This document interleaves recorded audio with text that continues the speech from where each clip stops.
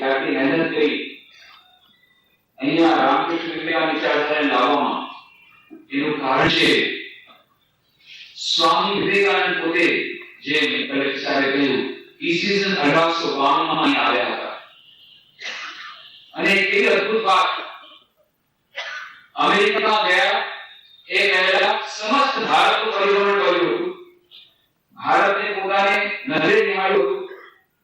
એના સુખ દુઃખ જોયા હતા પણ એમાં સૌથી વધારે સમય તેમને ગુજરાતમાં ગાળ્યો હતો એ ગુજરાત પ્રત્યેનો કેટલો બધો લાગી એ સ્વામી વિવેકાનંદ અને અહીંયા વડોદરામાં જ તેઓ રહ્યા હતા દિલારામ બંગલોમાં મણિલાલ જોશભાઈ ત્યારના દિવાન હતા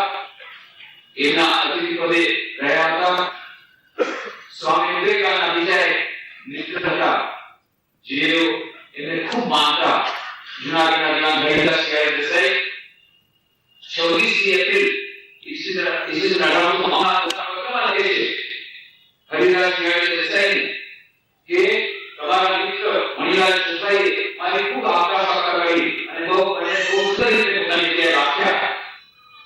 ત્યારના વખતમાં સ્વામી વિવેકાનંદને ત્યારે અજાણ્યા વિવેકાનંદ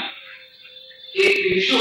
પણ ત્યારના વખતમાં પણ વડોદરાએ સ્વામી વિવેકાનંદની કદર કરી હતી અને એમને આ રીતે માન સન્માન આપ્યું એ પણ એક અદ્ભુત વાત એ વડોદરા સંસ્કાર નગરી અને જ્યારે સ્વામીજી ગુજરાતી પછી ત્યારે દક્ષિણ ભારત ત્યાં શ્રીનગરમાં ડોક્ટર માર્કન વર્મા સાથેની વાત થતી હતી એની સાથે વાતચીતના પ્રસંગે કહ્યું હતું કે I have seen many Maharajas throughout the country, but the one Maharaja who impressed me most was Sayajirao Gaikwad of Vadodara. Swami Vivekananda A Sayajirao Gaikwad ના ત્યારના મહારાજા એટલા બધા પ્રભાવિત હતા પાછળથી એમને સિસ્ટર નિવેદિતા આ નામ સુધી સ્મોલ ટૂલ એને એનર્જી લાગ્યા હતા ભારતમાં નારી શિક્ષણનો પ્રચાર પ્રસાર કરવા માટે સૌથી પહેલી સ્કૂલ કલકત્તામાં ખોલાવી હતી એ સિસ્ટર નિવેદિતાને એમણે ખાસ